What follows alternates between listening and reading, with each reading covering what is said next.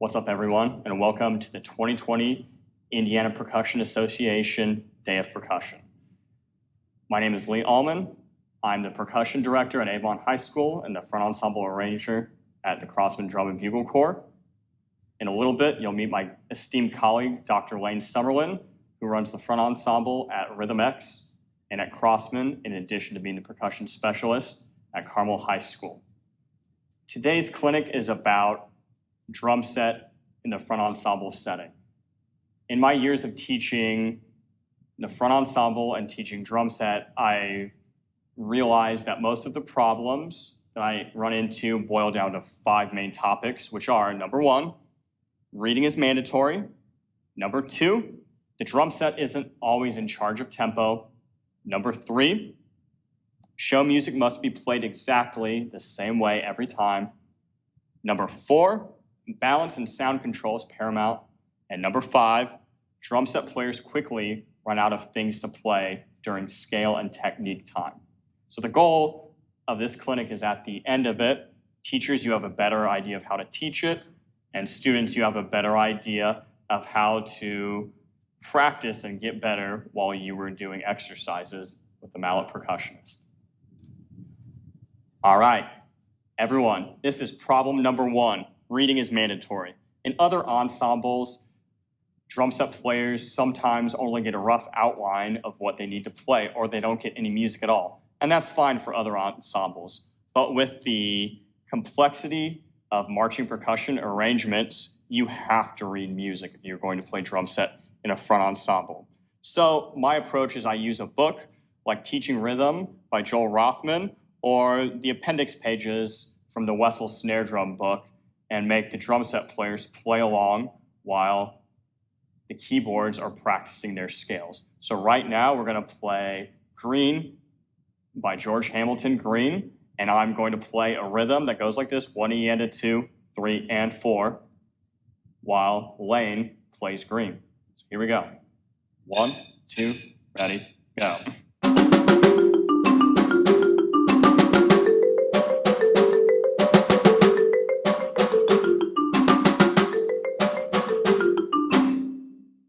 So I would make the drum set player read that, and then once they've read the entire page of similar rhythms, the second step is that they are allowed to change instruments on every count 1 while continuing to read rhythm.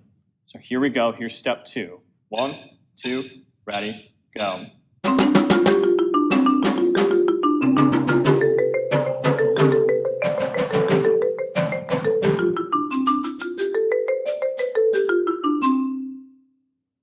All right, not the most musical thing, but still we are working on rhythm reading with the drum set player and also making that so it's not just a concert snare drum etude. Step 3 is then where this starts to become more musical and or more fun to the drum set player. We read the same rhythm, but then we can orchestrate that rhythm around the kit with the hope of making melodies. Now, the concept of playing melodies is a much deeper concept than the point of this clinic. You can check out Studio and Big Band Drumming by Steve Houghton. It's a great resource for you to read up on that. But essentially, the crux of the biscuit is that we are trying to, when creating melodies on the drum set, contrast high versus low pitches or drums versus cymbal pitches. So we're going to do 2 reps, and I'm going to play that same rhythm, 1 E and a 2, 3 and 4, but orchestrating it more freely around the kit. So here's 2 reps of Green. 1, 2, ready, go.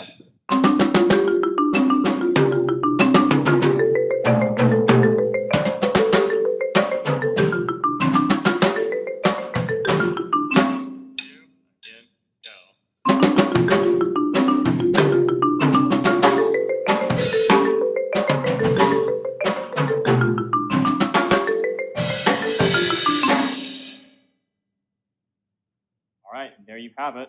Problem number 1, how to get better at reading while playing drum set.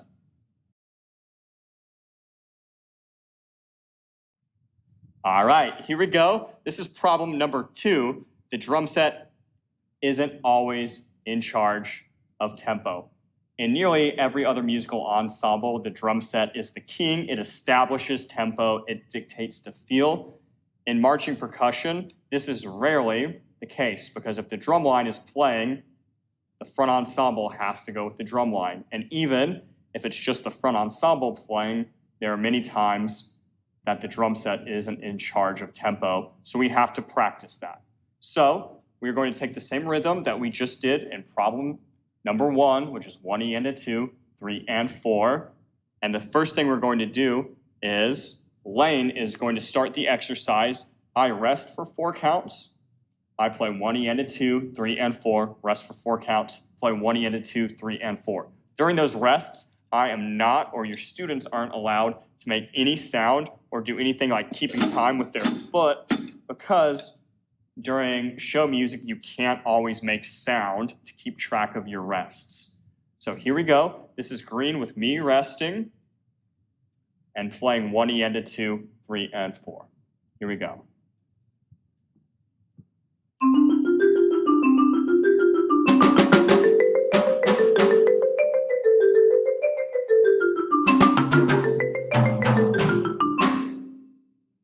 Now, a different way to approach the same problem of the drum set not always being in charge of tempo is that oftentimes the drum set player must adjust either to the battery behind them or to the keyboard percussionist. Because as we all know, despite how much we try, the music is rarely perfectly in time. So we're going to do 2 reps of Indiana with a $ in front of it. The first rep, Lane is going to change tempo gradually. So it's going to like speed up a little bit gradually, might stay there, then it's going to slow back down, similar to how tempo ebbs and flows in a live performance. And in the second rep, there are going to be subito tempo changes.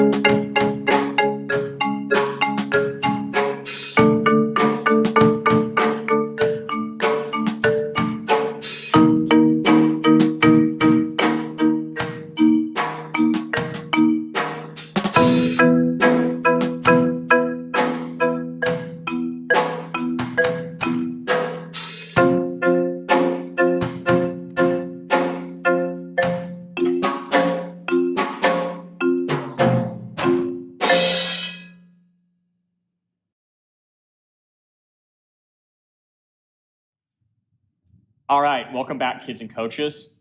I'm going to break down problem number 3 from a fundamental standpoint. Problem number 3 being that show music must be played exactly the same way every rep. Now, you'll need to take out your handout and find the page that says bass drum grids.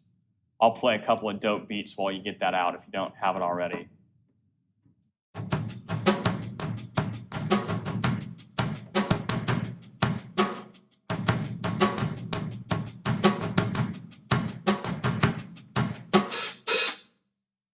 And we're back. So hopefully by this point you have out the page that says bass drum grids.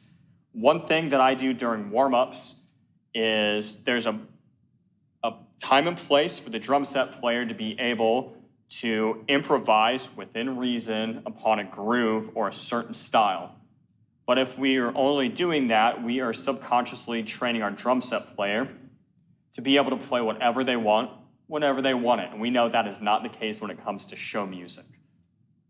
So there's a certain point in time which you should decide in your technique program where the drum set player needs to play a very structured exercise to work on their discipline and their control. And the way I do this is with gridding the bass drum. So this is bass drum grids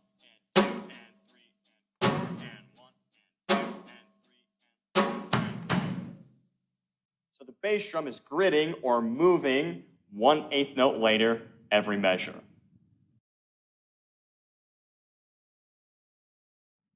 We are now on problem 4, which is balance and sound control is paramount.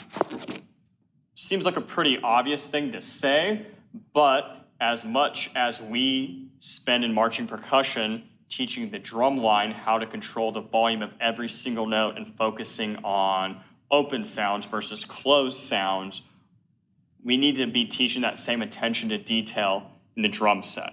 So you need to take out hot to cold, a theory. I'll play a couple of beats while you get that out.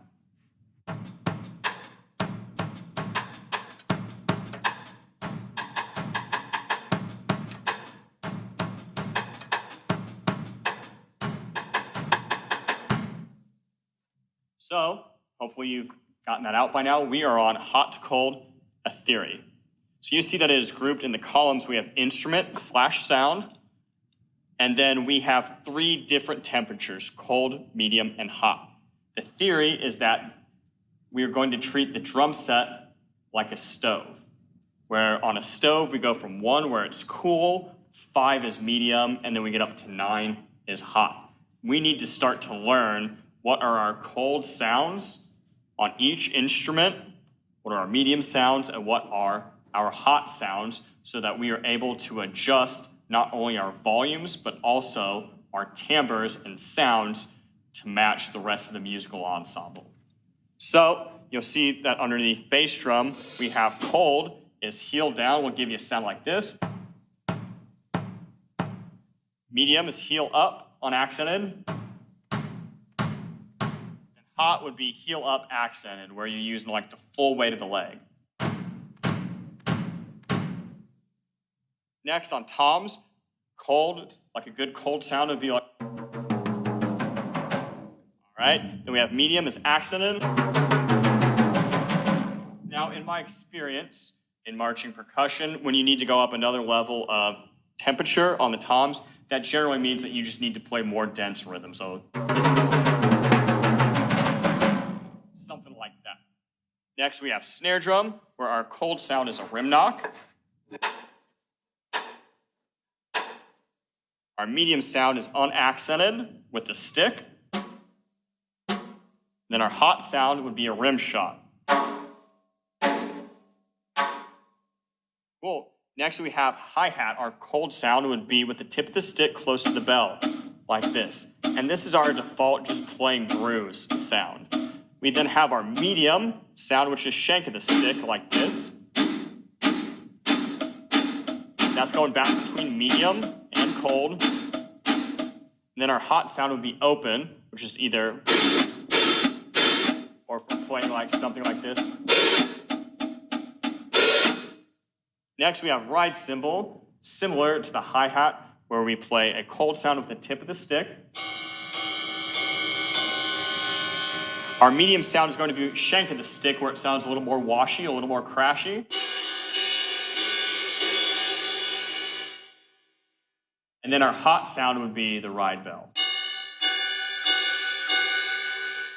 So what I'm about to do is I am going to show you how to go on the hi-hat, kick, and snare, how to go from cold to medium to hot. And I'm going to show you how it's not just changing volumes, but it's changing the sounds out of your instrument.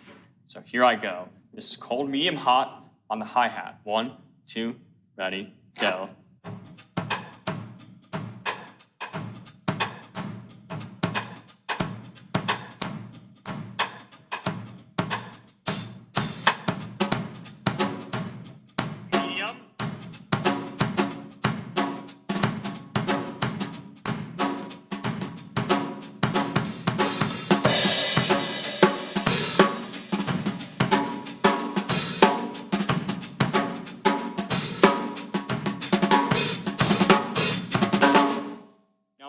same thing over here on the ride cymbal. Another problem that I run into is a lot of high school students think that the ride cymbal is always hotter than the hi-hat because they're used to hearing in pop songs or rock songs that this is the verse and then this is the chorus. And the chorus, 99% of the time, as we all know, is hotter than the verse. So they have that misconception. And here I want to show you that that's not necessarily the case, that we can have cold on a ride cymbal. So here I go on the ride cymbal. 1, 2, ready, go.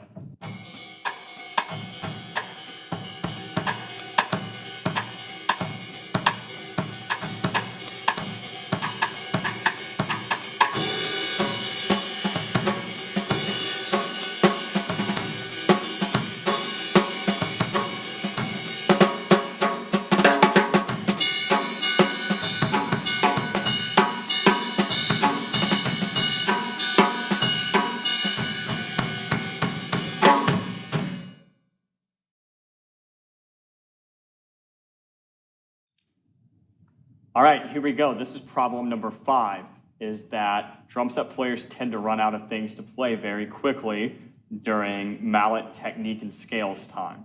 Now this is really a blessing in disguise because what that means is you have a ton of time to work on developing your coordination, your independence, and your vocabulary on the drum set. You just have to have a framework of how to start that process. So you need to take out groove variations in your packet. I'll play a couple of beats while you get that out.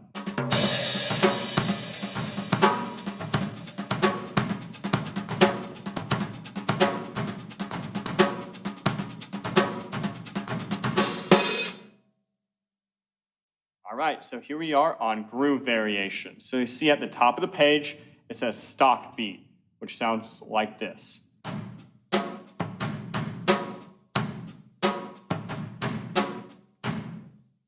Called stock beat because it's exactly that. It's effective, but it's very simple, so we have a lot of room to grow and make variations from that. So you'll see underneath that there are 4 variations on the stock beat. I'm going to play each one 2 times each. So here's A, add an open closed hi-hat. 1, 2, ready, go.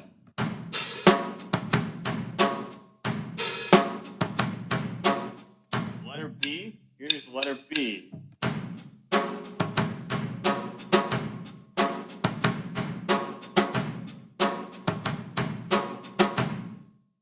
Here's letter C, adding a note on the bass drum.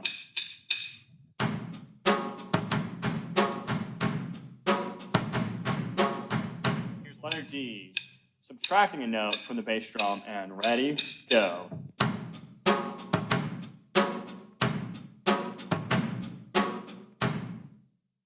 So you'll see underneath this that there are 3 examples of how to combine the stock beat with the variations. So here's number 1, which is stock beat, stock beat, stock beat. And then the 4th bar, adding an open/closed hi-hat. Goes like this.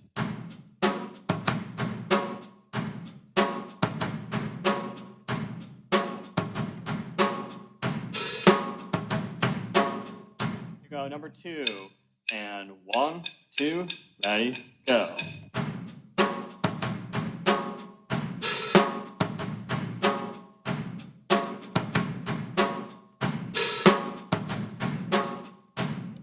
So I haven't done anything new. I'm just combining things that I can already play in different orders. So here's number 3, which goes stock beat, open hi-hat, stock beat, and then adding a note on the snare drum. Sounds like this. 1, 2, ready.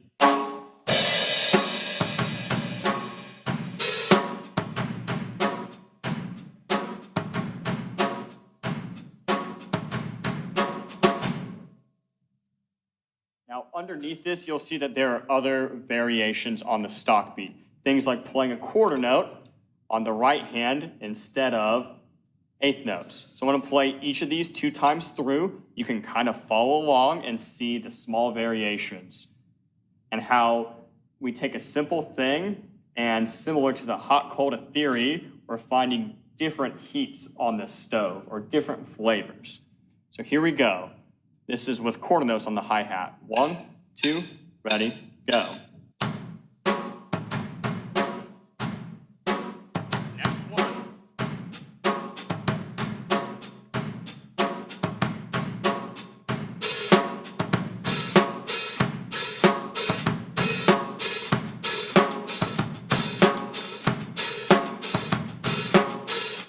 Cool, here's the second line on the right cymbal. 2, ready,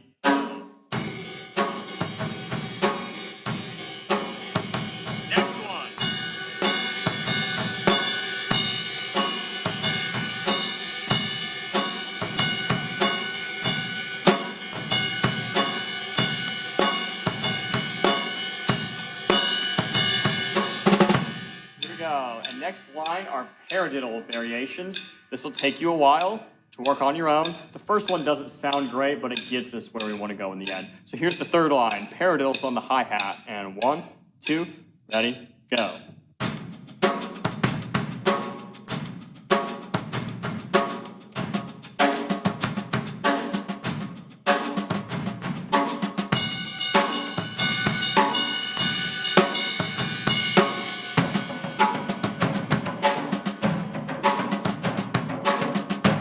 Here we go, this is the fourth line. I'm gonna do each one 2 times. And 1, 2, ready.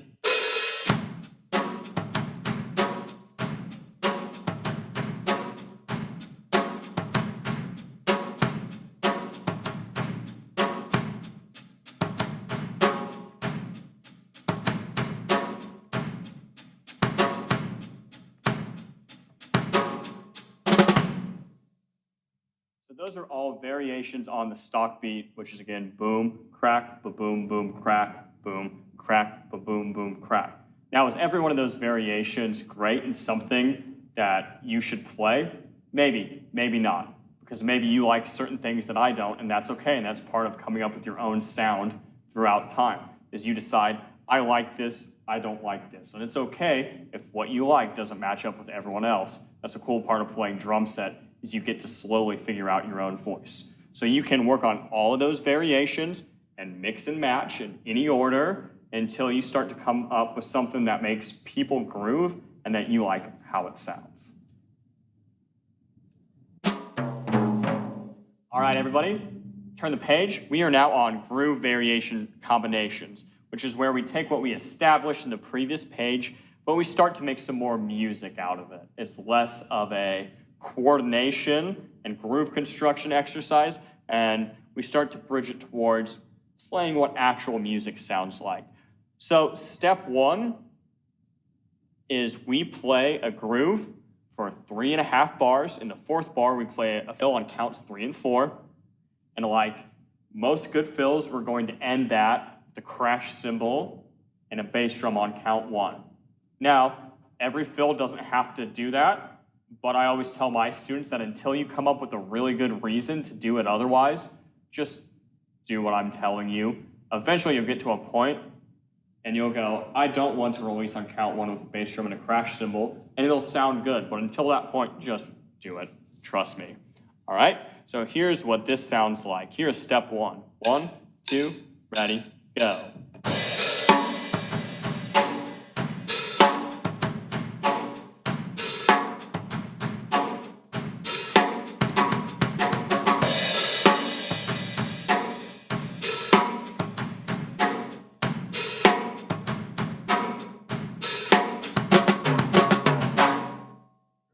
Now, I encourage my students to come up with as many different fills as they can.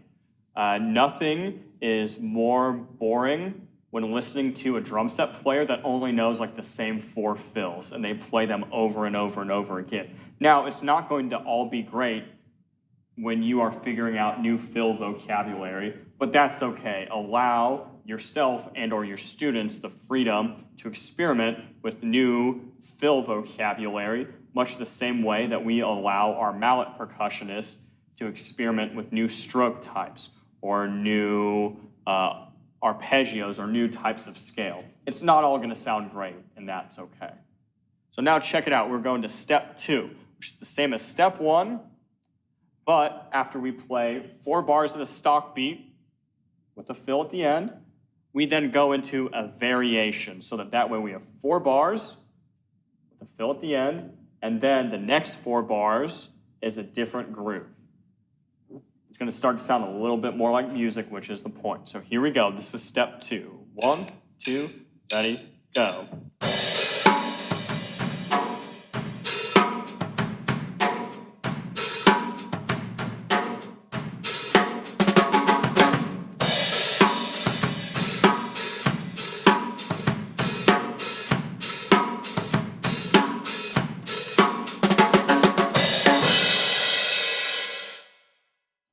Here's step 3. 1, 2, ready, go.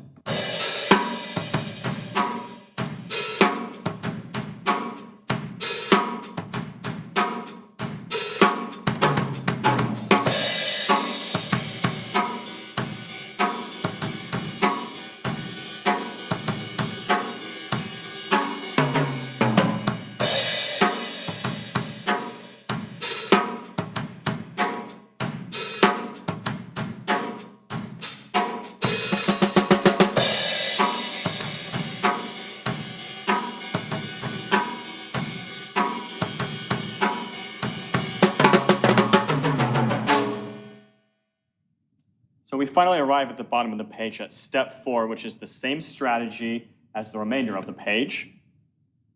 But instead of doing either stock beat variation or doing a variation here and a variation here, we are going to do stock beat, variation on the hi-hat that goes up a level of heat, then move over to the ride cymbal, just going to go up just a little bit in heat. And then we're going to do our 4th variation, or our 4th 4-bar phrase on the ride cymbal where we go up even further. So we are working on developing different kinds of heat and different kinds of vocabulary to either bridge us up with our fills or to bridge us down to the next section. So here we go. This is step 4. 1, 2, ready, go.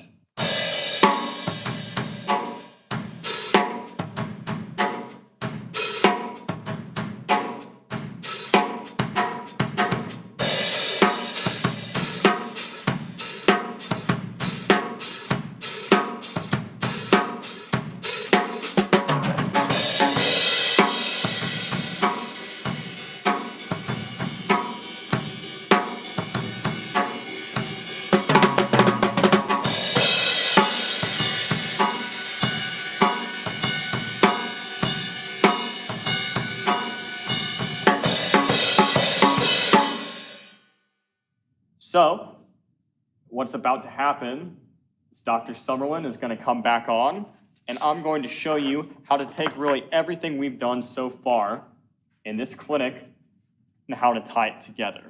We are going to use some of the groove variation ideas that we had. We are going to use different hand patterns, which give us more variations, and I'm going to do that by starting out cold, building, building, building, building, finding different layers of heat, different types of flavor even, until we get to the end of the exercise, and then we're going to do it again with a different groove. So you can see how everything we've talked about so far can tie together and how you can play this and structure one entire rep along with some standard sounding keyboard technique. So this is going to be Indiana with a $sign in front of it, going from cold to hot. Here we go. 1, 2, ready, go.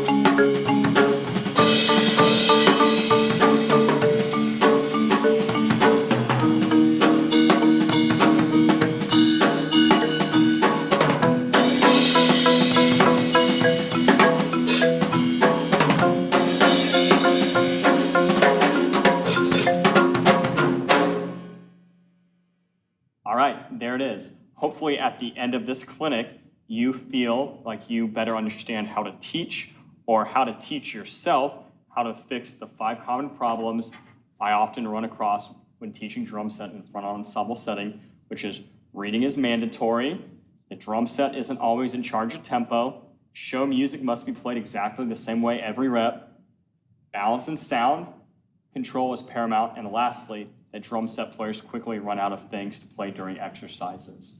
There is more than enough time to develop and become competent at all of these skills if you have a clear framework of how to do so. Hopefully you've enjoyed the clinic. Again, this is Lee Allman. If you have any questions at all, let me know. You can find me and I will get back to you. Thank you, everybody.